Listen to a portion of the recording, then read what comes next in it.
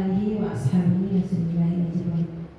Pertama-tama marilah sama-sama kita ucapkan puji dan syukur kehadirat Allah Subhanahu wa taala yang telah melimpahkan rahmat, kesehatan dan kesempatan kepada kita semua sehingga kita dapat berkumpul dalam rangka penyampaian diseminasi penyebaran pemahaman budaya positif.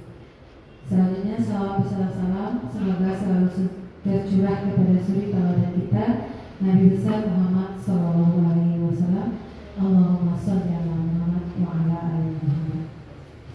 Baiklah, untuk tidak berpanjang kalimat dan lebih lancarnya acara kita nantinya, marilah sejenak sama-sama kita membacakan basmalah. Bismillahirrahmanirrahim. Baiklah, yang sama-sama kita hormati Ibu Kepala TK Semakin dan Ibu Kepala TK Kasihhundo yang hadir pada hari ini. Selanjutnya yang sama-sama kita hormati Ibu Majelis Guru TK Semakin, Ibu Majelis Guru TK Armina Izan Kamil, terus Ibu dari TK Aisyah. Baiklah, untuk tidak apanya, marilah sama-sama untuk membuka acara sama-sama kita mintakan sambutan dari Ibu Kepala TK Semakin. Kepada Ibu Nur Hazizah dipersilakan.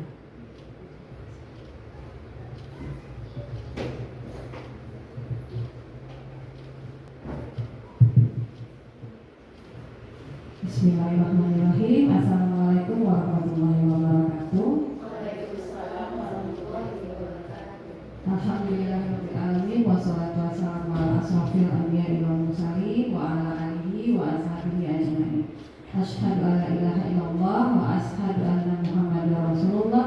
Allahumma shalli ala Muhammad wa ala ali Muhammad.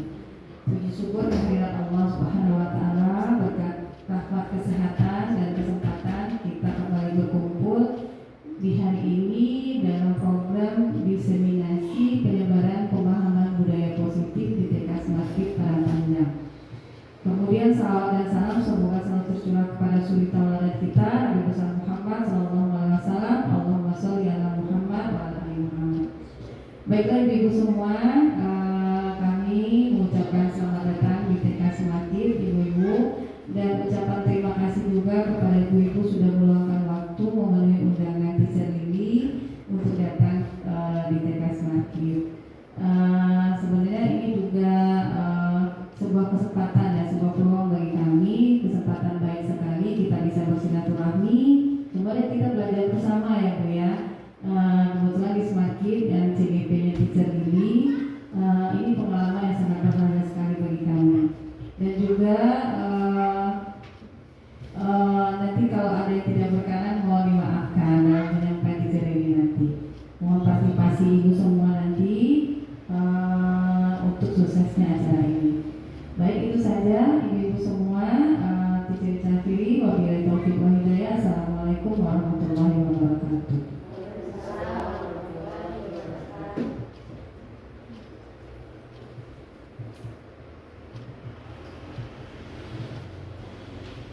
Baiklah, terima kasih kita ucapkan kepada teacher.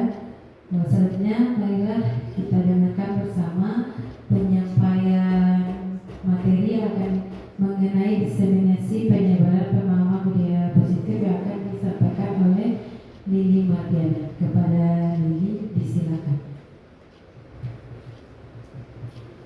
Izinkan diri dulu. Bismillahirrahmanirrahim. Assalamualaikum warahmatullahi wabarakatuh. Waalaikumsalam warahmatullahi wabarakatuh. Alhamdulillahirabbil alamin. Assalatu wassalamu ala asrofil anbiya'i wal mursalin wa ala alihi wa sahbihi ajmain. Pertama dan yang terutama sekali, marilah sama-sama kita panjatkan puji beserta syukur kita kehadirat Allah Subhanahu wa taala, yang mana berkat rahmat dan karunia-Nya lah kita bisa berkumpul siang ini dalam rangkaian kegiatan diseminasi penyebaran dan pemahaman budaya positif. Selanjutnya salawat dan salam tidak bosan-bosan pula kita kirimkan ke Allah junjungan kita, yakni Nabi besar kita Muhammad sallallahu alaihi wasallam, dengan berlafazkan Allahumma sholli ala Muhammad wa ala ali Muhammad. yang sama-sama kita hormati yang hadir pada siang hari ini, yaitu Kepala TK Smart Kid Teacher Ica, selanjutnya Kepala TK Kasihan Bundo Ibu Sri Donaliza, selanjutnya ibu-ibu hebat dari TK Smart Kid, dan ibu-ibu hebat dari TK Insan Kamil, selanjutnya ibu-ibu hebat dari TK Aisyah. Sebelumnya Lili mengucapkan terima kasih sekali atas luang waktunya yang berkesempatan hadir pada siang hari ini. Sebenarnya di siang ini adalah jam rawan ya ibu-ibu ya, karena ngantuknya di sini karena kita sudah selesai makan siang. Jadi harap dimaklumi ibu-ibu. Tapi mudah-mudahan nanti ibu-ibu semuanya, Lili yakin ibu-ibu semuanya semangat untuk hadir hari ini. Sekali lagi mengucapkan terima kasih.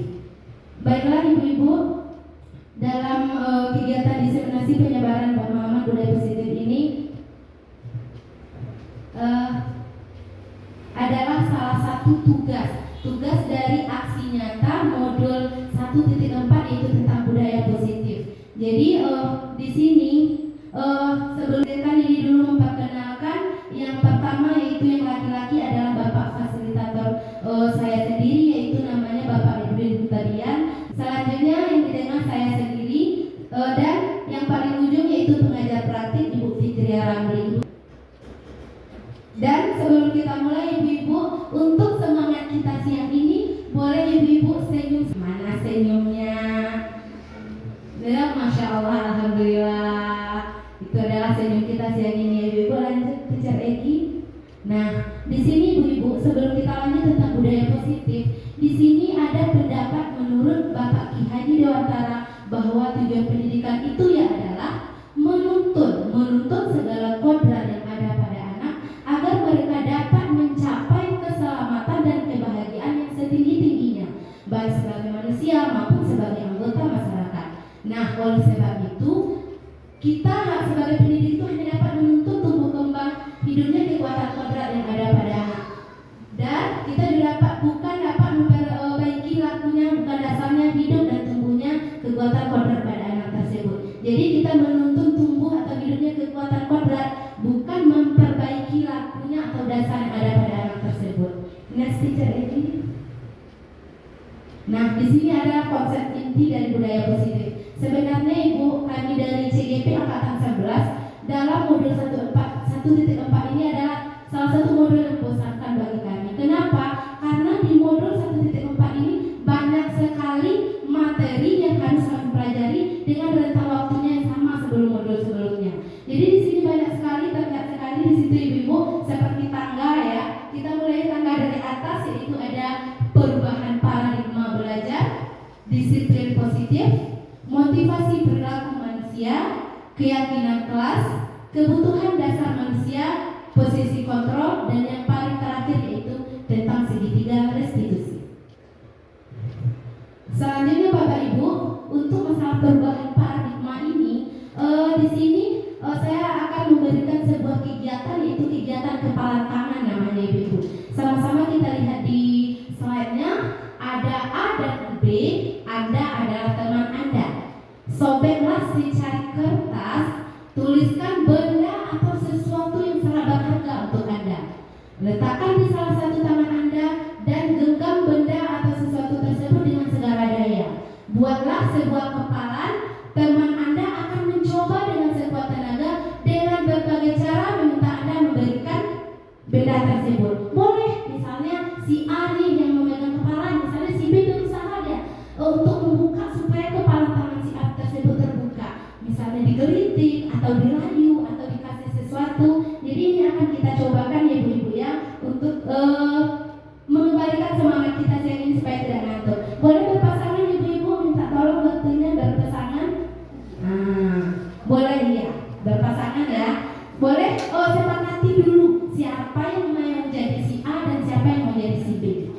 Nanti kita bergantian, kita akan cobakan hal yang sama.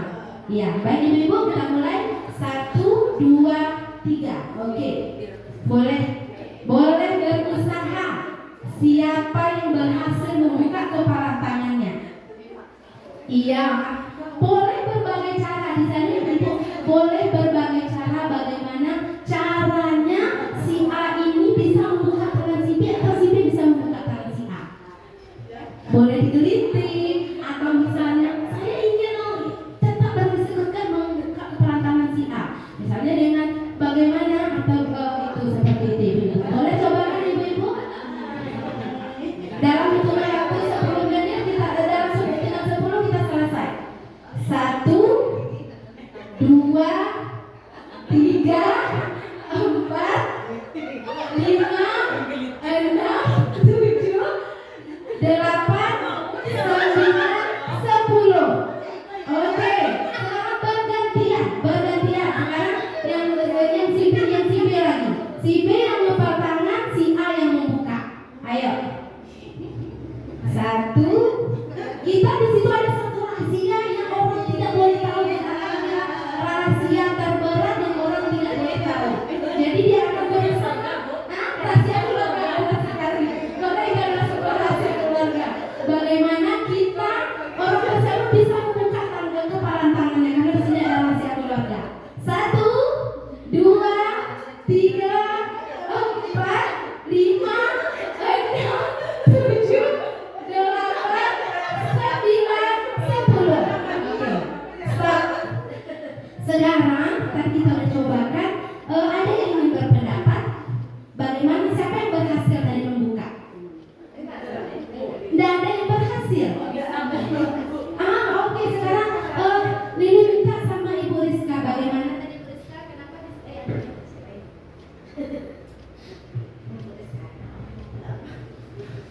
Bu Rizka berhasil tadi Ibu Ria membuka kepala tangannya?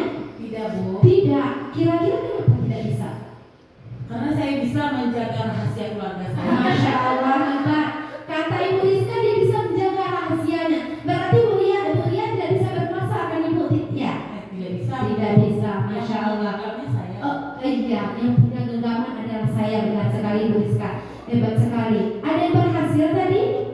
Walaupun sekalipun diteliti itu geli kan? Tidak bisa berhasil. Alhamdulillah ada yang berhasil ternyata. Jadi tadi itu di sini belum bilang kalau ada rahasia ya. Jadi tadi awalnya Ciregi nggak mau buka. Oh gitu. Jadi ditunjukin dikasih 50.000. Iya. Benar sekali. Berarti di sana ada muncul suatu rayuan ya, Teacher Cahaya, sehingga Teacher Egi mau membuka tangannya. Berarti iya, benar sekali. Benar sekali Teacher Nurul, karena tadi ada bujukan ya.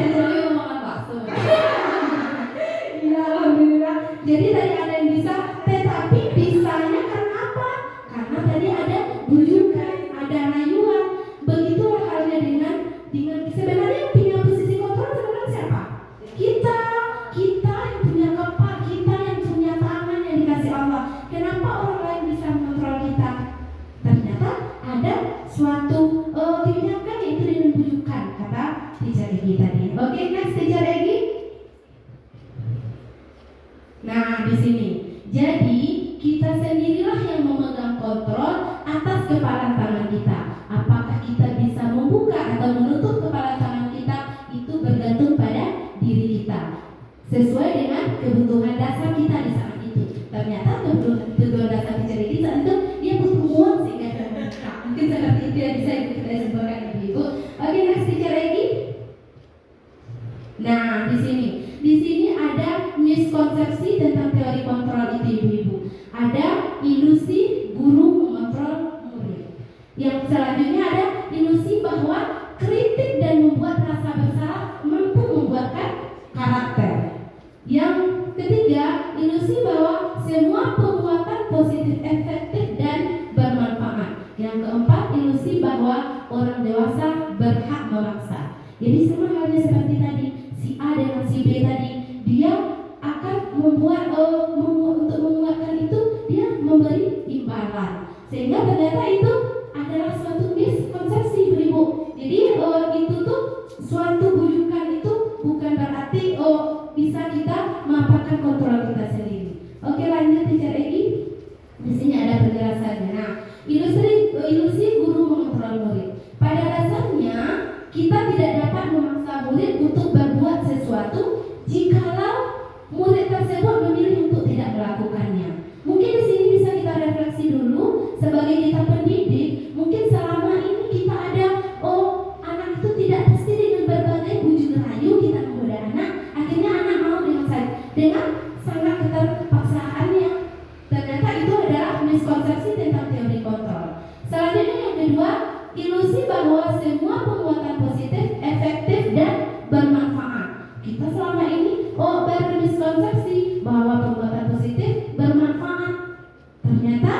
kita akan sampai ke ujungnya ya Ibu. Selanjutnya bahwa kritik dan membuat orang merasa bersalah akan dapat membuat suatu karakter anak. Ternyata menggunakan kritik dan rasa bersalah untuk mengontrol murid menuju pada identitas gagal ternyata ibu-ibu. Selanjutnya yang keempat, ilusi bahwa orang dewasa memiliki hak untuk memaksa. Banyak orang dewasa yang percaya bahwa mereka memiliki tanggung jawab membuat murid-murid berbuat hal-hal tertentu. Jadi seakan-akan itu adalah suatu tanggung jawab bagi dia seandainya si murid ini tidak mau melakukan. Mungkin seperti itu ibu-ibu. Selanjutnya di sini adalah suatu perubahan paradigma stimulus respon teori kontrol. Nih, siapa sesungguhnya yang memiliki kontrol? Di sini nampak stimulus responnya. Kita mencoba mengubah seseorang agar sependapat dengan kita. Ternyata di teori kontrol kita berusaha memahami pandangan orang lain tentang dunia. Jadi tidak bisa kita mengubah orang lain sehingga bisa memaksakan sependapat dengan kita. Jadi itu adalah suatu perubahan paradigma. Selanjutnya, perilaku buruk dipandang satu kesalahan. Ternyata semua perilaku itu memiliki tujuan. Dan selanjutnya, orang lain bisa mengontrol saya. Ternyata hanya kita sendiri yang bisa mengontrol diri kita. Saya bisa mengontrol orang lain, Anda tidak bisa mengontrol orang lain. Selanjutnya, pemaksaan ada pada saat bujukan gagal. Dan di sini teori kontrolnya kita kolaborasi dan konsensus menciptakan pilihan-pilihan baru. Kita tidak memaksakan apa yang kita inginkan kepada orang lain. Seperti itu ibu-ibu. Next minta tolong Teacher Edi. Nah, di sini adalah pembelajaran dengan paradigma baru tersebut ibu-ibu. Di sini dirancang berdasarkan prinsip pembelajaran yang berdiferensiasi sehingga setiap siswa belajar sesuai dengan kebutuhan dan tahap perkembangannya. Di sini kita kembali kepada profil pelajar Pancasila ibu-ibu. Apa saja profil pelajar Pancasila ibu-ibu? Beriman, bertakwa, dan berakhlak mulia. Selanjutnya ibu-ibu? Selanjutnya mandiri, gotong royong, berarti dan kreatif. Itu adalah profil pelajar Pancasila. Jadi tujuan kita sekarang itu adalah menciptakan pelajar Pancasila. Itu pembelajaran dengan paradigma barunya. Selanjutnya Teacher Egi. Nah, di sini kita masuk ibu-ibu tentang disiplin positif. Disiplin positif itu berasal dari kata disiplina yang artinya belajar. Disiplin mengacu pada disiplin diri yang memiliki tanggung jawab terhadap apa yang dilakukannya berdasarkan nilai-nilai yang diyakininya. Nah, disiplin positif itu juga merupakan suatu cara penerapan disiplin yang mengajarkan anak bertanggung jawab dan menumbuhkan kesadaran diri berdasarkan nilai-nilai kebajikannya. Dan disiplin positif lebih ke arah disiplin diri yang dapat mengontrol diri dalam melakukan segala tindakan. Selanjutnya, di sini juga masih disiplin positif. Disiplin positif itu dalam mengubah di sini ada dalam budaya kita sehari ini. Selama ini kita yang tahunya bahwa disiplin itu telah berubah menjadi sesuatu yang dilakukan seseorang pada orang lain untuk mendapat kepatuhan. Jadi disiplin itu selama ini dalam pandangan kita yaitu bahwa disiplin itu patuh namanya. Itu dibuat seni ibu-ibu. Kita cenderung menghubungkan kata disiplin dengan ketidaknyamanan. Jadi kalau kita tidak disiplin, rasa-rasanya contohnya saja mungkin kita dengan kepala sekolah ya ibu-ibu ya. Misalnya kita tidak disiplin, pasti kita merasa tidak nyaman, rasa gimana gitu sama kepala sekolah ya ibu. Mungkin misalkan seperti itu. Selanjutnya merupakan salah satu pendekatan disiplin diri yang memampukan seseorang untuk mengontrol perilakunya dalam kesadaran dan bertanggung jawab atas tindakannya sebagai wujud menghormati diri sendiri dan orang lain. Jadi sebagai pendidik tujuan kita adalah menuntun murid untuk memiliki disiplin diri sehingga mereka bisa berperilaku yang mengacu pada nilai-nilai kebajikan dan memiliki motivasi intrinsik bukan ekstrinsik. Jadi seperti contoh kepala tangan tadi itu adalah ekstrinsik ibu-ibu. Oke, next. Nah, di sini tadi kita berbicara tentang nilai-nilai kebajikan ya ibu. Di sini nilai-nilai kebajikan itu adalah nilai-nilai yang disepakati bersama, lepas dari suku bangsa, agama, bahasa maupun nilai kebajikan. Yang pertama yaitu beriman dan bertakwa pada Tuhan Yang Maha Esa. Ini berdasarkan profil pelajar Pancasila tadi. Selanjutnya ada toleransi, rasa hormat, mandiri, menghargai, percaya diri dan komitmen. Next teacher Egi. Nah, di sini kita lanjut Ibu, motivasi perilaku manusia. Ternyata motivasi itu menurut Kamus Besar Bahasa Indonesia dorongan yang timbul pada diri seseorang secara sadar atau tidak sadar untuk melakukan suatu tindakan dengan tujuan. Oke, di sini ibu-ibu coba di depan ada pertanyaan pemantik, setuju tidak setuju. Ada yang bisa berpartisipasi untuk membacakan yang pernyataan yang pertama. Mana Miss tadi ya? Tadi oke. Kayaknya ada yang sudah mulai ya ibu. Oke. Ini minta tolong ya kepada Ibu Liza untuk membacakan pernyataan yang pertama. Pertama yaitu hukuman dapat mendisiplinkan anak. Oke, hukuman dapat mendisiplinkan anak. Setuju Bapak Ibu? Ibu-ibu? Bapak Ibu? Tidak setuju. Kenapa Ibu Liza tidak setuju dengan pernyataan tersebut? Mungkin di sini ketika di dekat kita saja dia disiplin, nanti setelah tidak ada kita lagi kan beda, tidak dapat hukuman lagi gitu. Dia disiplin, tapi kalau kita tumbuhkan dengan kesadaran di mana saja dia berada dia akan disiplin. Masya Allah, hebat sekali jawabannya. Ya, karena hukuman itu mendisiplinkan anak itu ketika dengan kita. Ternyata dengan si A nanti tidak ada hukuman, otomatis dia tidak akan disiplin. Iya, benar sekali ibu-ibu. Selanjutnya yang kedua, ada yang mau. Oke, Bu Boti, silakan Bu. Terima kasih Bu Lili. Iya. Yang kedua itu pemberian hukuman dengan hal positif seperti membaca, membersihkan halaman sekolah dapat meningkatkan disiplin anak. Di sini Bu Boti tidak setuju. Kenapa? Pemberian hukuman masih memberi hukuman. Kenapa? Kalau ini cuma jangka pendek saja. Apabila ibaratnya ini munculnya tidak dalam diri anak, masih dari dorongan guru, sehingga walaupun itu positif itu masih jangka pendek, sehingga tidak muncul dari diri anak sendiri.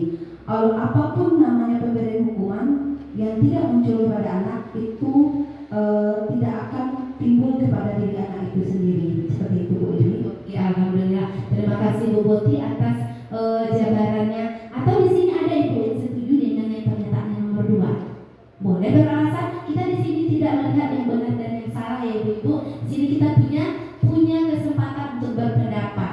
Apakah sepakat semuanya tidak setuju? Tidak setuju. Oke, karena di sini walaupun hal positif, kata Bu Boti, walaupun hal positif, sebenarnya di sini kan cuma membaca otomatis kan hal baik bagi anak.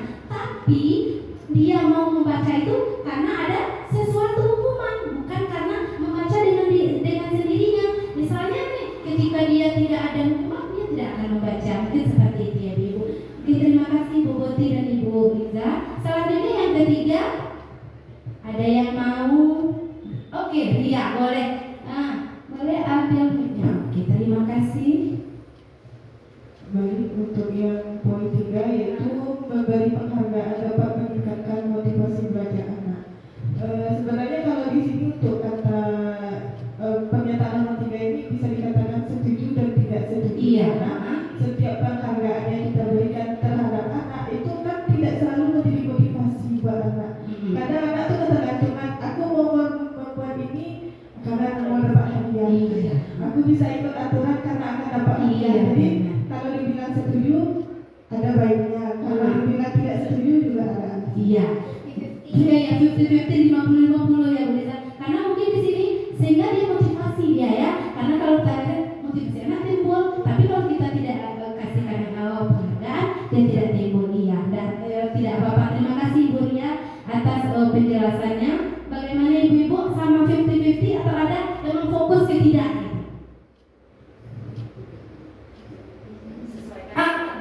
Sesuaikan dengan oke. Next teacher lagi. Nah, di sini ibu-ibu ada teori motivasi perilaku manusia. Di sini yang pertama yaitu untuk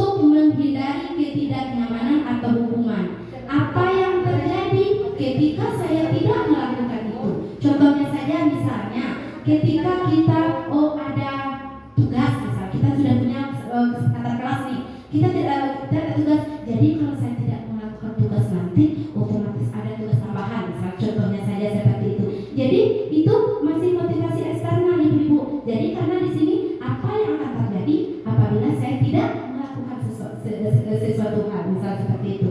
Untuk yang kedua, untuk mendapatkan imbalan dari orang lain atau institusi, juga motivasi eksternal. Apa yang akan saya dapatkan apabila saya melakukan ini? Sama halnya dengan poin yang ketiga tadi, pernyataan. Kalau saya disiplin, misalnya nih, saya cepat nih kerjanya, misalnya saya tuntas. Ibu kalau tuntas kerja pasti ibu tuh lagi hanya itu kawan, kayak gitu mungkin ibu-ibu. Selanjutnya, untuk menghargai diri sendiri, menjadi insan yang sesuai. Nah, di sini adalah motivasi internal. Di sini adalah tujuan disiplin positif kita yang sebenarnya. Karena di sini saya akan menjadi orang seperti apa apabila saya tidak melakukannya. Jadi itu kesadaran, kalau misalnya saya tidak datang tepat waktu ke sekolah, apa yang terjadi dengan anak-anak saya? Dengan siapa anak saya akan bermain? Jadi di situ adalah motivasi intrinsik sebagai kita pendidik. Sama halnya dengan anak. Kalau misalnya saya tidak baca kibar hari ini, kapan ya saya akan tamat kibar ini? Kadang kita kan kayak seperti baca kibar anak, baca kibar ya, minggu pun tidak baca kibar, minggu bino kata amaknya tidak nanti Al-Quran. Itu mungkin bisa contoh hari-harinya ibu-ibu.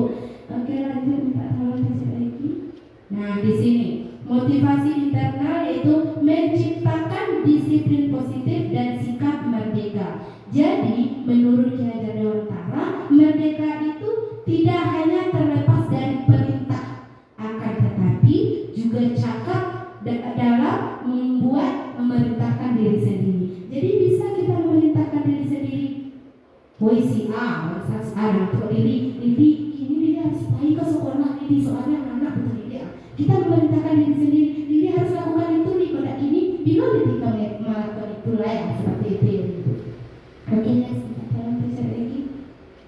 Nah, di sini ada hukuman, konsekuensi dan restitusi. Di sini tadi kan kita berbicara tentang hukuman di awal, ada juga tentang konsekuensi. Nah, di sini kalau kita bicara dengan tentang hukuman, ibu-ibu, tidak terencana. Kenapa tidak terencana? Misalnya nih, di saat si A melakukan kesalahan, kayak seperti pernah kita dulu SMP ya ibu, kita misalnya telat datang, kan ada. Kalau telat datang, misalnya berjemur di hormat bendera sekian menit, mungkin seperti itu ibu. Murid tidak tahu apa yang akan terjadi dan tidak terencana, bersifat satu arah, berupa hukuman fisik atau psikis. Sedangkan konsekuensi terencana dan sudah disepakati. Contohnya saja tadi, seandainya saya tidak melakukan, saya akan double tugas saya, misal seperti itu. Murid dibuat tidak nyaman. Sedangkan restitusi, ibu-ibu, ini adalah tujuan ending kita nanti, restitusi. Restitusi itu proses menciptakan murid untuk memperbaiki keadaan, proses kolaboratif yang mengajarkan murid mencari solusinya sendiri. Kita sekali ini. Nah, di sini ibu-ibu, di sini kita ada sedikit break lagi ibu-ibu, ada di sini pernyataan berdasarkan hukuman atau konsekuensi yang sebelumnya. Di sini kita akan menjawab satu pernyataan. Boleh kita secara bergilir ya ibu-ibu ya menjawabnya. Misalnya nih, kita di sini tidak melihat benar salah, kita boleh berpendapat. Mencatat 100 kali buku ini termasuk hukuman atau konsekuensi? Seperti itu ibu-ibu. Oke. Nampak teacher? Oke, kita mulai dari teacher Peggy ya. Ibu-ibu sambil bergilir membaca, boleh dicicipi snack yang sedang dihidangkan ya ibu-ibu. Cuman segini ibu-ibu. Oke. Alhamdulillah. Terima kasih lah. Silakan ibu-ibu dicicipi ibu-ibu. Oke, yang pertama teacher Peggy. Hukuman atau konsekuensi tindakan guru mencatat 100 kali di dalam buku kalimat saya tidak akan terlambat lagi karena terlambat ke sekolah. Apa jawabannya teacher Peggy? Hukuman atau konsekuensi? Hukuman sebetulnya. Kalau dalam kalimatnya kan mencatat 100 kali itu kan berupa hukuman. Mengerjakan menulis 100 kali itu lumayan. Oke, oke. Terima kasih Teacher Egi. Selanjutnya next Teacher Ica. Lari mengelilingi lapangan basket 2 kali karena terlambat hadir ke sekolah. Kira-kira itu Konsekuensi ya? konsekuensi, boleh, tidak apa-apa. Oke, next. Terima kasih Teacher Ica. Nomor 3, membersihkan coretan yang dibuat di meja tulis. Kalau menurut saya itu konsekuensi. Konsekuensi, oke, tidak apa-apa. Terima kasih Bu Liza. Next Ibu Ana. Murid diminta untuk push up 15 kali karena tidak menggunakan masker ke sekolah. Tapi saya lupa. Hukuman. Oke, next. Lanjut Bu Rizka. Nah, menggantikan kertas tugas teman yang telah dicoret-coret. Konsekuensi. Oke, selanjutnya Ibu Lia. Berjemur di lapangan basket pukul 12 jam karena Mengobrol dengan teman. itu konsekuensi. Konsekuensi, oke, tidak apa-apa. Lanjut next, Teacher Winda. Kelihatan Teacher Winda? Oh iya, ini diminta. Murid diminta bertelanjang kaki sepanjang hari karena tidak menggunakan sepatu warna hitam sesuai peraturan di sekolah. Hukuman. Oke, terima kasih Teacher Winda. Next Ibu Boti. Berdiri di depan kelas sambil mengangkat sayap kaki karena tidak bisa menjawab pertanyaan, itu hukuman. Hukuman. Oke, next. Membersihkan tumpukan air di meja tulis karena tersenggol pada saat belajar. Konsekuensi, oke. Next Teacher Egi, nanti kita akan temukan jawabannya. Kehilangan 10 menit jam istirahat untuk mengerjakan tugas karena terlambat datang dan tidak pelajaran. Konsekuensi, oke. Langsung jawabannya aja Teacher Egi. Ada nanti itunya selanjutnya Teacher Egi. Nah, di sini Ibu-ibu. Di sini tadi mencatat 100 kali itu ternyata konsekuensi karena tadi saya tidak karena terlambat, jadi itu adalah Jadi harus iya, enggak itu seperti itu Ibu-ibu. Tidak apa-apa Ibu-ibu, itu adalah untuk merefleksi diri kita bagaimana pandangan kita tentang hukuman dan konsekuensi. Oke, next Teacher Egi.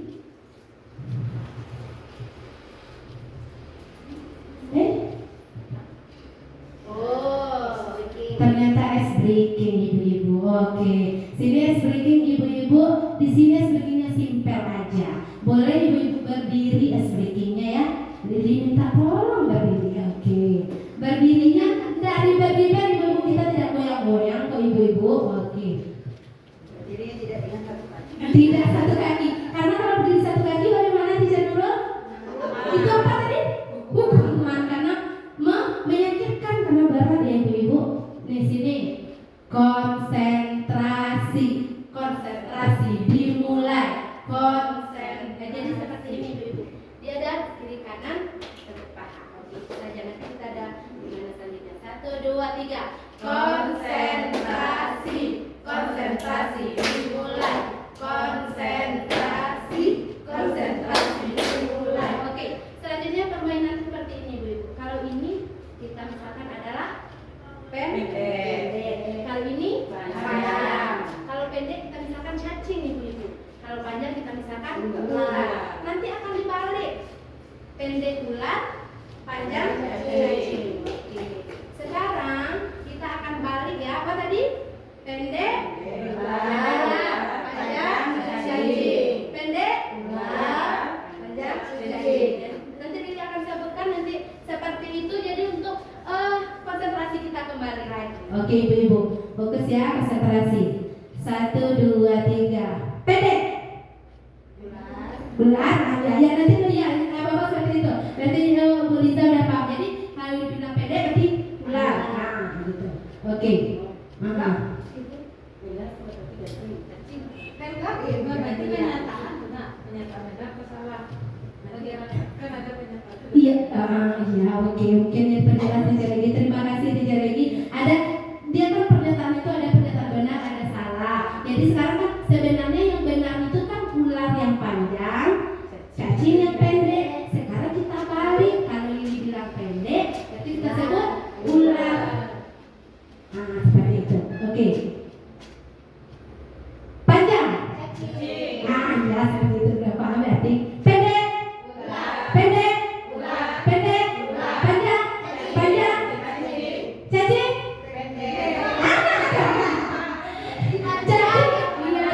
panjang. Oke, tidak apa-apa dulu. Tepuk tangan untuk kita semua ibu-ibu. Silakan sekali lagi dulu ibu-ibu. Terima kasih ibu-ibu. Oke, minta tolong next teacher Egi.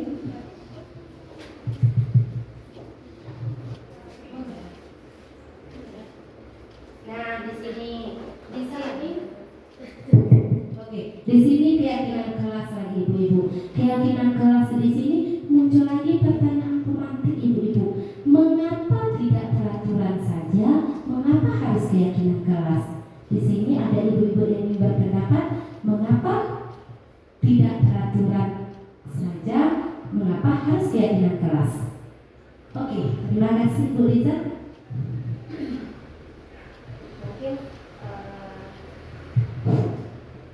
mungkin di sini sesuai dengan yang sudah dipaparkan di awal tadi. Kalau peraturan menurut pendapat Bu Liza itu datangnya eksternal, nah dari luar. Tapi kalau keyakinan kelas datangnya dari dalam diri anak, karena kita sudah sepakati di awal. Mungkin itu saja. Masya Allah, terima kasih tepuk tangan Bu Liza. Ternyata Bu Liza dari tadi walaupun nanti dikit berarti ada. Iya, alhamdulillah. Terima kasih Bu Liza atas penjelasannya. Next teacher Egi. Nah, di sini perhatikan pertanyaan berikut. Kenapa tadi keyakinan kelas, mengapa tidak peraturan kelas saja? Di sini sebagai contoh, mengapa kita memiliki peraturan 3M, menggunakan masker, mencuci tangan, menjaga jarak di saat Covid kemarin. Mengapa kita memiliki peraturan harus menggunakan helm bila mengendarai kendaraan bermotor? Di sini juga mengapa kita memiliki peraturan harus datang tepat waktu pada saat mengikuti pelatihan. Nah, untuk mendukung motivasi intrinsik, kembali kepada nilai-nilai keyakinan kita tadi, yaitu tentang profil pelajar Pancasila. Keyakinan lebih menggerakkan seseorang dibandingkan mengikuti serangkaian peraturan-peraturan. Jadi keyakinan kelas itu seperti disampaikan oleh Bu Liza tadi, karena sudah kita kesepakati, itu sudah dari kita bersama. Sedangkan peraturan biasanya kan ada dulu, kita cuma melaksanakan, mengikuti lagi melakukan. Oke, terima kasih Bu Liza. Selanjutnya di sini berdasarkan penjelasan kita di awal di sebelum ini, yang mana yang merupakan keyakinan kelas, mengapa ini? Ada yang berpendapat? Oke, Bu Linda, minta tolong mixnya. Oke. Dia sama-sama kesepakatan kelas, cuma yang mana yang keyakinan kelas? Baiklah, kita Lili. Kalau menurut saya yang merupakan keyakinan kelas yang di sebelah Ada putih sama hijau Bu Linda, yang putih. Mengapa? Di mana di sana kami guru dan murid yang saling menyayangi. Berarti kan memang kesepakatan antara guru dengan murid, keluarnya dari guru dengan murid, yang saling menyayangi, semangat belajar, peduli dengan teman-teman. Berarti memang sudah disepakati secara bersama. Berarti datangnya memang dari guru dan murid. Iya. Gimana dengan yang hijau yang putih cerita? Kalau di sana kesepakatan kelasnya datang tepat waktu mengucapkan salam, tapi sepertinya mungkin kalimatnya kurang, Tidak ada pernyataan dari guru dan murid gitu kan. Datang pernyataannya dari yang membuat kesepakatan, yang membuat keyakinannya gitu. Iya, benar sekali. Karena ini tadi ada peraturan ya, ada peraturan, ada keyakinan. Jadi bisa jadi kita buat ini adalah suatu peraturan karena itu aktif dalam pembelajaran seperti itu. Oke, terima kasih Teacher Linda. Next Teacher Egi. Nah, di sini keyakinan kelas.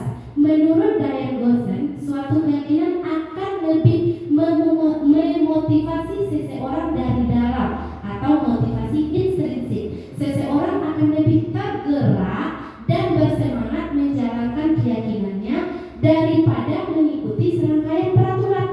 Jadi kalau keyakinan itu dia akan lebih semangat, lebih tahu bahwa itu sudah disepakati bersama. Sedangkan peraturan yang udah ada dulu, sekarang kita yang disuruh menjalani. Mungkin seperti itu ibu-ibu. Oke, selanjutnya Teacher Egi. Nah, di sini bagaimana ya cara membuat keyakinan kelas? Di sini yakin mungkin ibu-ibu semuanya sudah belajar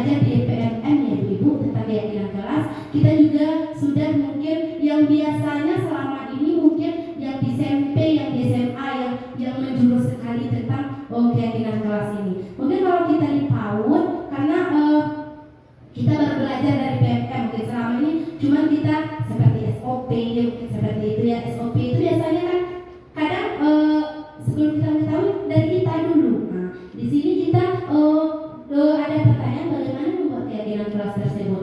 Nah, di sini yang pertama itu lebih abstrak dari peraturan. Yang kedua berupa pernyataan universal. Yang ketiga dibuat dalam bentuk kalimat positif. Sedikit saja agar mudah diingat. Sesuai dengan kondisi kelas dan sekolah agar mudah diterapkan. Semua warga sekelas dilibatkan sangat membuat. Jadi semua kita ikut, tidak guru saja yang mendominasi, anak juga kita minta partisipasinya. Mungkin nanti akan timbul pertanyaan, bagaimana ya kalau di PAUD kita untuk membuat itu? Karena kan dia kan ke anak yang kita minta. Oke, next teacher Egi. Nah, di sini tentukan keyakinan dari peraturan berikut. Nah, yang pertama, selalu kembalikan buku ke tempatnya. Kira-kira itu apa? Bukan. Maksudnya di sini kan tadi yang kelas. Di sini kan ada nilai-nilai kebajikan tadi, ibu-ibu.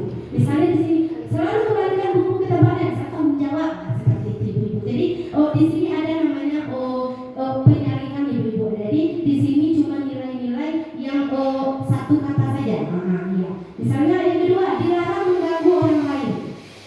Kira-kira nilai kebajikannya apa? Kita baru ke kalimat pernyataan saling menyayangi. Dilarang mengganggu orang lain, saling menyayangi boleh. Toleransi boleh.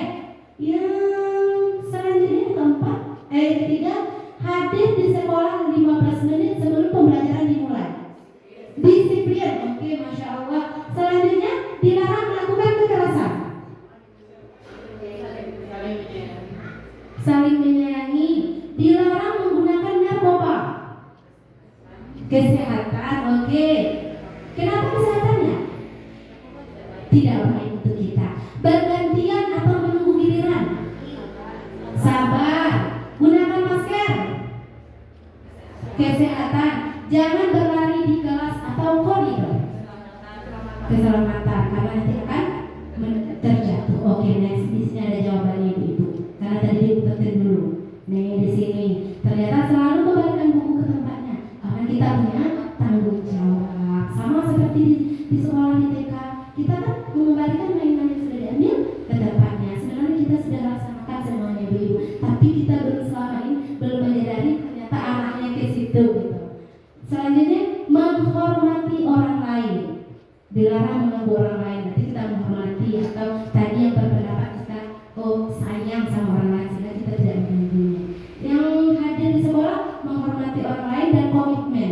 Kenapa ternyata di sini ada menghormati orang lain? Misalnya sini, kenapa bisa nurun? Iya, orang lain tidak terganggu. Ada yang terabaikan kalau kita datang terlambat. Itu seperti itu. Misalnya si A sudah datang, sedangkan saya belum datang. Mungkin situ membuat orang lain. Selanjutnya dilarang melakukan kekerasan. Di sini keselamatan dan menghormati orang lain. Dilarang menggunakan narkoba. Kesehatan. Bergantian menunggu giliran, menghormati orang lain dan bersabar. Karena di sini juga menghormati orang lain. Karena kan ada orang yang di depan kita, sedangkan kita tidak melakukannya itu, ibu-ibu. Gunakan masker adalah kesehatan dan keselamatan. Kenapa kesehatan? Karena kalau kita tidak menggunakan, kita akan membuat mungkin terpapar lebih banyak efek sampingnya. Untuk keselamatan bagaimana? Kalau kita tidak menggunakan masker dan kita sakit, ada keselamatan orang akan terganggu atau akan terpapar dari kita. Selanjutnya jangan berlari di kelas atau koridor, keselamatan dan keamanan. Next picture ini. Nah, di sini ibu-ibu kita sudah berbicara dari panjang lebar tentang keyakinan. Ternyata ada kebutuhan dasar manusia. Jadi di sini segala sesuatu yang kita lakukan untuk mendapat apa yang kita inginkan. Seluruh tindakan yang kita lakukan memiliki tujuan tertentu dan semua usaha terbaik yang kita lakukan adalah dalam rangka agar kebutuhan dasar kita terpenuhi dengan baik.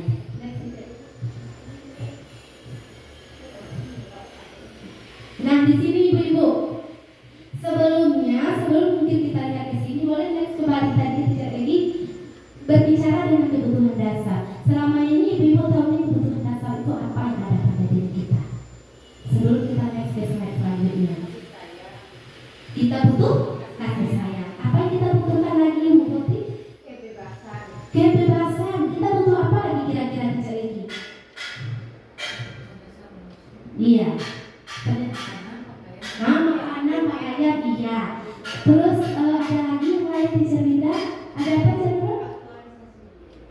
aktualisasi diri. Oke, next lagi. Di sini di modul 1.4 tentang budaya positif, kebutuhan dasar manusia itu yang pertama ada bertahan hidup. Di sini benar yang bilang oleh teacher ini tadi, kita butuh makanan, kita butuh pakaian, kita butuh tempat tinggal, keamanan, dan kesehatan.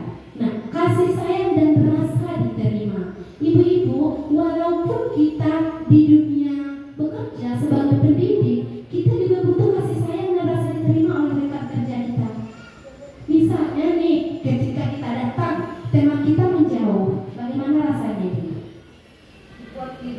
Tidak nyaman, pasti sedih ya ibu-ibu ya. Nah, itulah ada kebutuhan dasar, kita butuh kasih sayang dan rasa diterima. Selanjutnya ada kekuasaan. Kekuasaan di sini harga diri, keinginan untuk dianggap, berpartisipasi, memimpin, diakui dan didengar. Didengar ini mungkin ketika kita ada rapat atau bagaimana kita dengan teman, ketika kita bicara orang tidak mendengarkan kita, pasti kita merasa tidak nyaman. Jadi kita juga butuh kekuasaan. Kekuasaan itu bukan kita menguasai, maksudnya kita punya kekuasaan penuh, bukan seperti itu. Selanjutnya adalah kebutuhan dasar manusia itu kebebasan. Di sini kebebasan mandiri, kita bebas memiliki pilihan, kita bebas mencoba hal yang baru, kita mempunyai kebebasan untuk mengendalikan arah diri kita mau kemana. Jadi kita tidak bisa diatur orang kita mau kemana, karena kita butuh itu, kebutuhan itu. Selanjutnya kesenangan. Kesenangan itu bermain, humor, antusiasme dan tertawa. Di sini yang sering kita lakukan ibu-ibu, kita sering kan bercanda. Kadang kan bercanda sampai sakit ini kita nih karena ketawa, pernah seperti itu kan ibu? Ternyata emang itu ada kebutuhan kita ibu. Iya, emang kebutuhan kita perlu humor. Kan ada orang dia udah tua anak lah, aku benar mendapat ini tuh. Kadang ada seperti itu ya bu saya. Tapi sebenarnya itu adalah semua kebutuhan kita, karena kita butuh kesenangan, kita butuh senang-senang. Ternyata teman-teman, senang itu tidak hanya pergi raut ke sana ke sini. Ini saya senang-senang, saya pergi liburan ke sana. Ternyata kesenangan itu bukan itu saja ibu. Dengan kita uang itu satu kesenangan. Oke, next kita lagi. Nah, di sini ibu-ibu, di sini ada soal lagi ibu-ibu. Oke, nggak apa-apa ya ibu-ibu ya. Semakin siang dan ibu semakin semangat. Di sini terlihat jelas ya ibu-ibu soalnya. Ada di sini. Ada yang bisa bantu bacakan supaya tidak mengantuk lagi, Rizka? Oke, mixnya ada di belakang Rizka. Mix.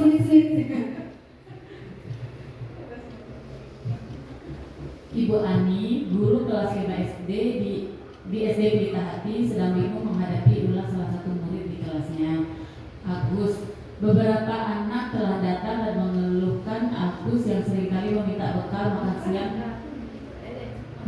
siang mereka dengan paksa. Jika Anda menghadapi situasi seperti Ibu Ani, apa yang akan Anda lakukan? Menurut Anda, kira-kira apa alasan Agus melakukan hal itu?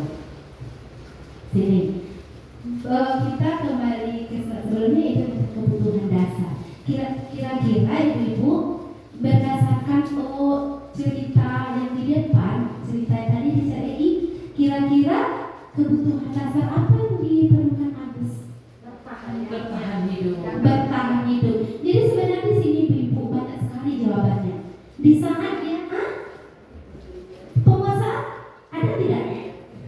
Kepedulian. Di sini ada di sini ada jawabannya. Di sini ada beberapa alasan ketika Agus melakukan tindakan tersebut.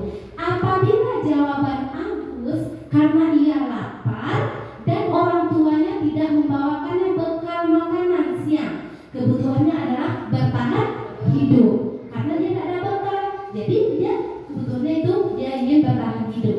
Yang kedua, apabila jawaban Agus karena ia senang temannya jadi memperhatikan dia, kebutuhannya adalah cinta dan kasih sayang. Karena kebutuhan ingin diterima, kebutuhan ingin diterima. Karena dia di sini mencari kasih sayang, sehingga mencari perhatian namanya ibu. Makanya digantung kawan bekalnya ibu. Selanjutnya, apabila jawaban Agus dia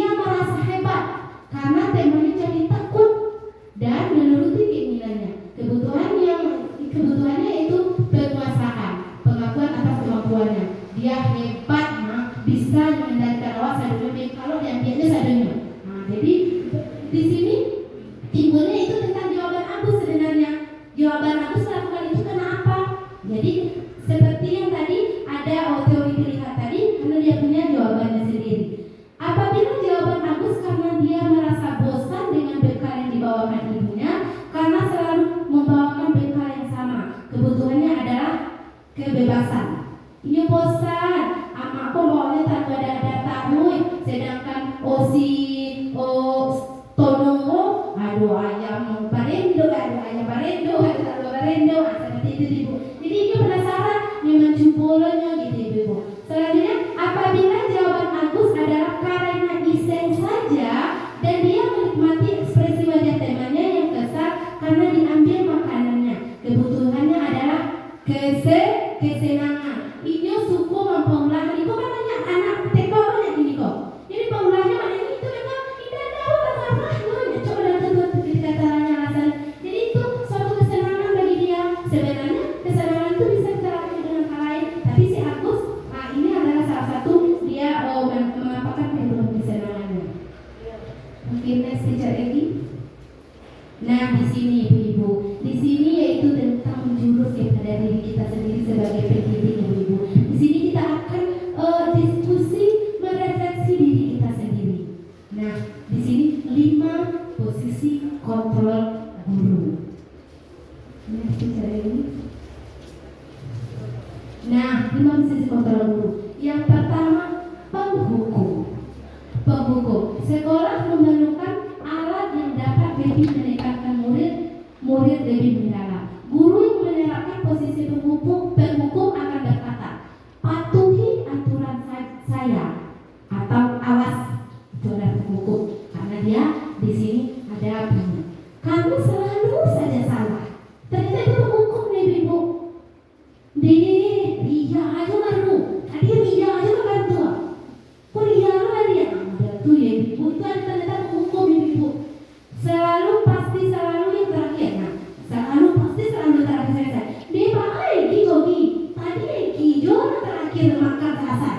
Kini gijo kan selesai baru. Nah, ternyata itu ibu. Karena kita sering tuh ada anak-anak ternyata ada kebutuhan mungkin di situ. Dia senang atau dia butuh kasih sayang. Dia perhatian meleli makanan itu tidak ada seperti itu tidak dicari dia.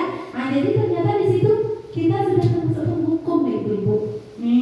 Guru seperti ini senantiasa percaya hanya ada satu cara agar pembelajaran bisa berhasil, yaitu cara itu adalah salah satu cara dia. Jadi supaya berhasil maka mensukseskan apa yang diinginkan itu sehingga dengan hukuman gitu, seperti itu ibu.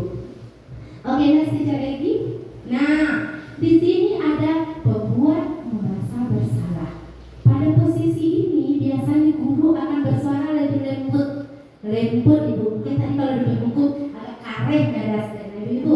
Pembuat merasa bersalah akan menggunakan keheningan yang membuat orang lain merasa tidak nyaman, bersalah atau rendah diri. Kata-kata yang keluar dengan lembut akan seperti, ibu sangat kecewa sekali dengan kamu.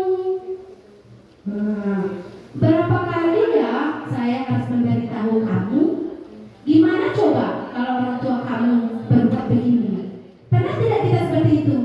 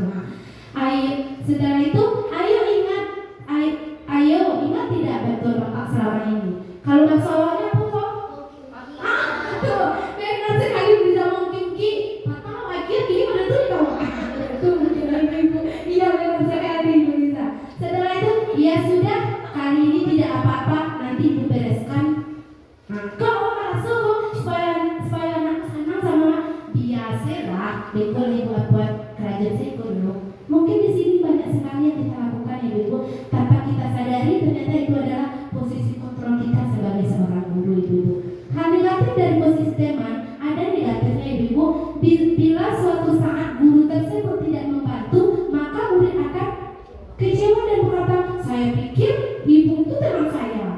Mulai merasa dikecewakan dan tidak mau lagi berusaha.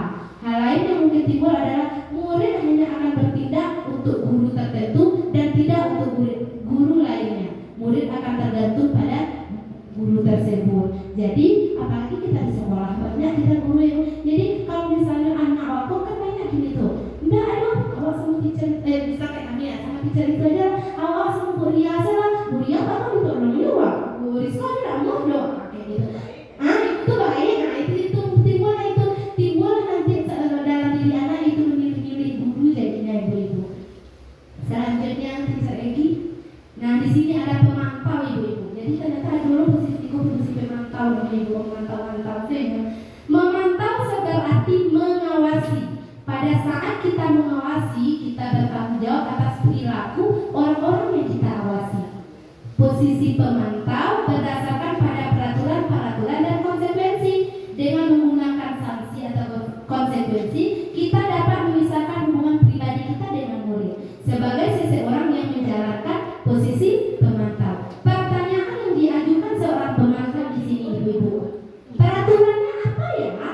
Nah, di sini kita sama seperti kita bermain, mungkin di sini jadi tidak mencontohkan yang lain, mungkin jadi sendiri emang seperti ini seri ibu-ibu. Pak aturannya main di koko, nah, bukan loh saya. Buat mainnya ada tagak, ada itu ya ibu. Ternyata ibu adalah pemantau kita ibu. Nah, pemantau. Selanjutnya sanksi atau konsekuensinya apa ya? Ini juga sendiri ibu. Saya juga melakukan ini. Nanti kalau main di luar teman-teman yang ada ikut aturan mau main di dalam selang. Itu emang tidak bisa dipungkiri ibu.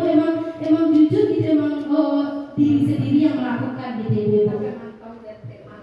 Iya pemantau teman pembuat rasa bersalah kadang sering juga. Iyo ibu lah nama modelku dari tadi minta yo apa model itu penting. Oke, seorang pemantau sangat mengandalkan perhitungan, catatan, data yang dapat digunakan sebagai bukti atas perilaku seseorang. Posisi ini akan menggunakan stiker, slip catatan atau daftar cek. Di sini juga bisa mungkin ketika baca ikro. Paling dagu rasanya pindah na alamat koyo ini kurang ada mau bilang di rumah doang iya dapat mungkin itu kita penyampaian cuma ternyata kita memantau karena mungkin lewatan kalian gitu ibu. Oke, selanjutnya ada di sini posisi manajer ibu. Di sini ada posisi yang sebenarnya yang kita inginkan, tapi untuk mencapai posisi ini masya Allah mungkin butuh proses dan tantangan ya ibu ya. Di sini adalah posisi manajer. Manajer adalah posisi di mana guru berbuat sesuatu bersama dengan murid, mempersilahkan murid mempertanggungjawabkan perilakunya, mendukung murid agar dapat menemukan solusi atas permasalahannya sendiri. Seorang manajer akan berkata, ini kata-katanya, apa yang kita yakini ya. Jadi kembali kita ke kelas kita tadi.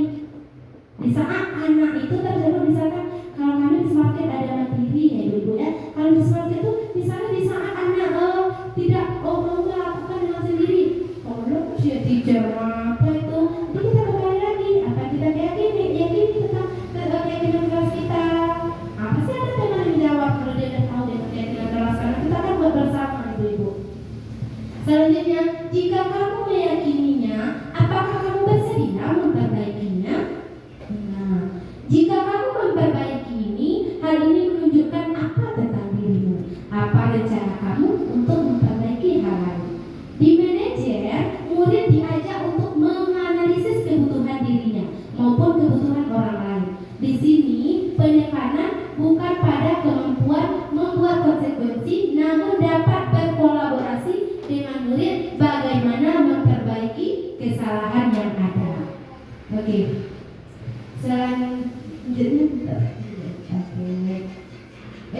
Selanjutnya ini adalah ibu tujuan awal dari budaya positif kita yaitu segitiga restitusi ibu-ibu.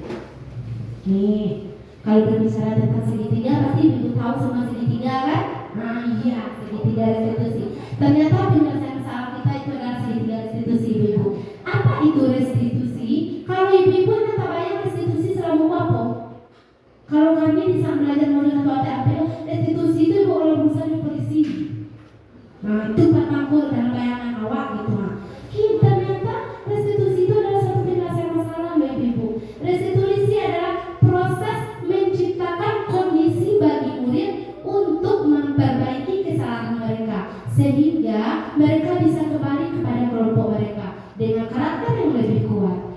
Restitusi juga merupakan proses kolaboratif yang mengajarkan murid untuk mencari solusi masalah mereka sendiri dan membantu murid berpikir tentang orang seperti apa yang mereka ingin menjadi atau tujuan mulianya dan bagaimana mereka harus memperlakukan orang lain. Di sini bukan Lili yang bicara, ibu-ibu. Di sini para ahli, yaitu Bapak Gosen. Kayaknya bapak-bapak kayaknya ibu ya, dan namanya Pak Gosen perempuan. Jadi Bapak Gosen mengatakan itu adalah untuk memperbaiki, dia punya jawaban sendiri untuk memperbaiki kesalahannya.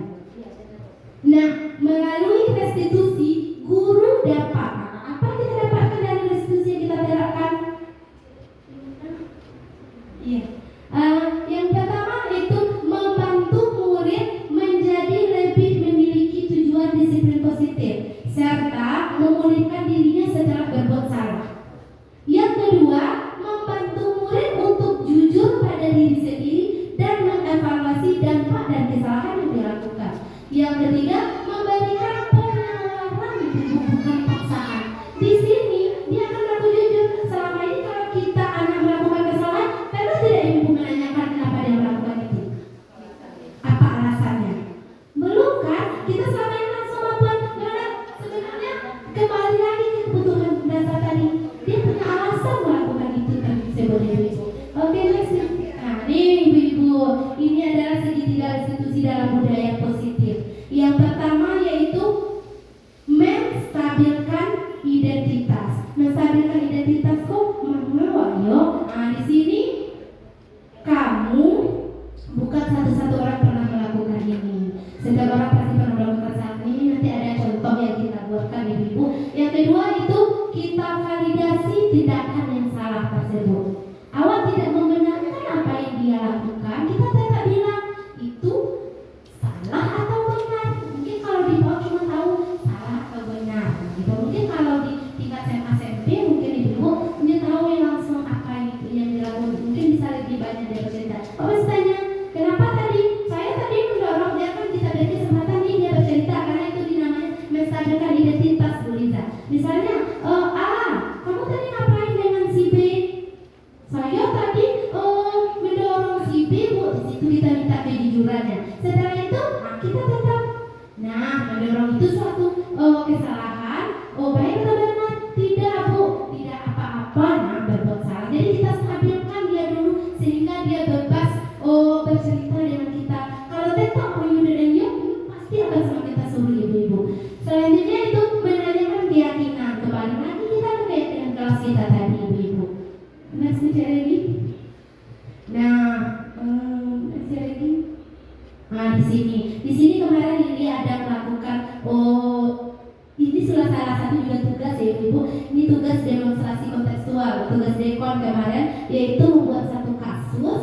Setelah itu kita dibantu untuk menyelesaikannya. Itu adalah dengan segitiga restitusi tersebut ibu.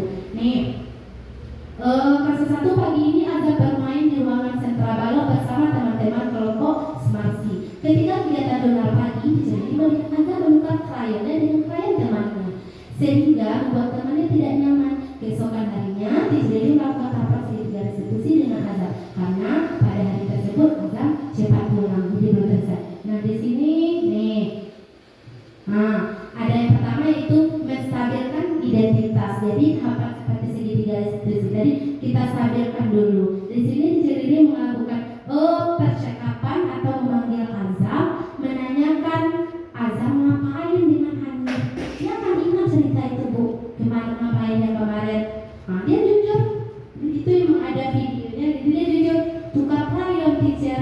Dia sebenarnya si Hanif itu tidak yang Hanif itu dia asik aja, tapi dia dengan spontan menukarnya. Menukar crayon teman itu perbuatan salah atau benar? Kenapa kita salah atau benar? Karena di sini kita menanyakan salah atau benar dari usia kamu ibu-ibu. Salah, berbuat salah itu Una mau salah, oke. Assalamualaikum Una. Di sini nih, berbuat salah itu tidak apa Azam, karena semua orang pernah melakukan kesalahan. Jadi kalau misalnya awak dulu seakan-akan ini salah, awak pernah salah, awak tua sekali. Jadi seakan seperti itu kita membawakan diri dia di kita, sehingga dia kayak gitu dia akan stabil, akan lebih tenang dia di saat dia bercerita dengan kita. Kalau enggak ibu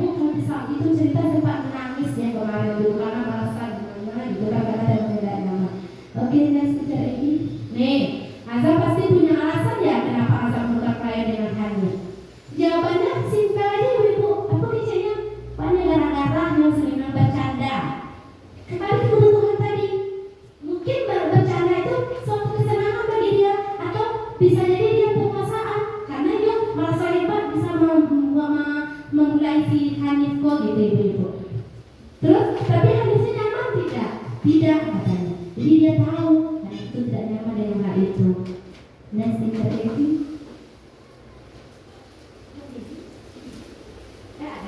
Nah selanjutnya itu kita yang terakhir segitiga restitusi yang terakhir yaitu menanyakan keyakinan kelas ibu-ibu. Di sini sekarang teacher mau tanya sama Azam keyakinan kelas apa yang belum Azam tunjukkan. Sayang teman share katanya. Karena di saat itu teman tidak nyaman, dia tidak menyayangi atau menghargainya. Nah sekarang apa yang bisa Azam lakukan? Saya minta maaf ya, Azam tidak mau mengulang. Sebenarnya kita sudah kita laksanakan selama ini ibu-ibu, tapi tidak teorinya. Iya benar sekali Bu Rizka. Jadi itunya yang belum mungkin kita praktekkan. Mungkin itu next tidak lagi. Nah di kasus dua kemarin tuh ada Gibran di sini ketika bermain seluncuran ibu-ibu. Kalau awal kan ada tuh aturan bahwa mungkin main seluncuran tuh kita sabar bener. Ternyata tidak sabar dipotongnya dari kawannya. Soal kawan teacher itu potong dari sana. Seperti itu dia tidak jujur. Kalau kita bawa dia tenang, kita bertanya. Kadang kan ada kejadian gini kan, ini lo tahu saya maaf langsung aja kayak gitu gini kan. Ya besok diulang lagi. Jadi kalau makanya itu berarti baru eksternal ibu-ibu. Jadi selama ini diri sendiri pun baru maraba-raba untuk melakukan hal itu. Next bicara ini.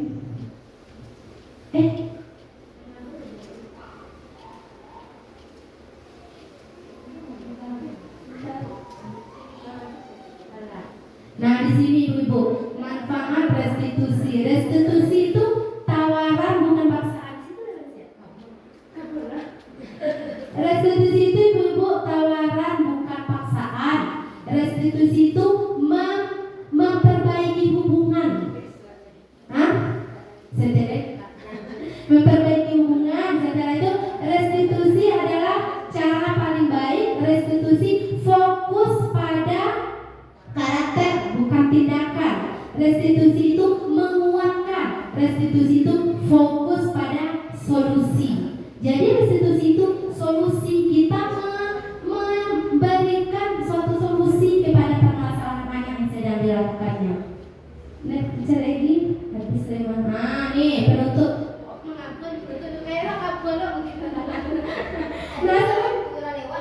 Ayo mari. Nah sekarang penutup ibu-ibu. Mari belajar bersama, berkolaborasi, saling mendukung demi mewujudkan disiplin positif di sekolah kita sehingga dapat menciptakan karakter profil belajar Pancasila. Kenapa di sini kita mari belajar bersama ibu-ibu? Karena kita di suatu sekolah kita tidak bisa berdiri sendiri. Kita tidak bisa berdiri sendiri ibu-ibu.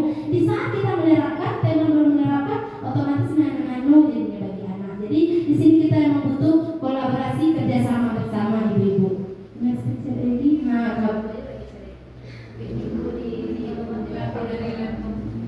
Nah, oke, lanjut anak saya aja lagi. Oke, ibu-ibu kayaknya itu semakin ke iya semakin menarik. Tadi ya. Mungkin terima kasih ya. Di sini ibu-ibu di situ refleksinya cuma pertanyaan bagi diri kita sendiri. Tadi kita sudah memahami mungkin dalam penyampaian tadi mungkin diri kok agak cepat atau gimana. Tapi diri yakin dan percaya sebagian apa yang ingin disampaikan bisa merefleksi diri kita sendiri, apa yang sudah kita lakukan sebelumnya dan apa yang akan kita lakukan ke depannya. Jadi mungkin di sini Diri juga minta salah satu dari ibu merefleksi diri apa perubahan baru yang akan dilakukan melihat setelah tadi pemaparan tentang budaya positif. Siapa ya? Iya jawab. Terima kasih Bu Ili. Mungkin di sini untuk perubahan diri sendiri ya Bu Ili ya. 5 posisi guru tadi. Biasanya kita itu suka jadi teman. Ternyata teman itu ada juga positifnya juga ada negatifnya. Untuk menuju manajer tadi kita perubahan diri, kontrol diri sendiri. Nah di sini kita mau melakukan perubahan itu mungkin yang lebih baik lagi ke posisi manajer. Mungkin di sini kita memang melakukan perubahan itu memang dari diri sendiri dan bersama sekolah kita gitu. Nah, mungkin itu masukannya refleksi diri sendiri Bu Lili. Memang fungsi kontrol ini memang sangat pas kita belajar itu kok nama lakukan bersalah awak juga. Mungkin kalau di TK kalau beri hukuman jarang terjadi.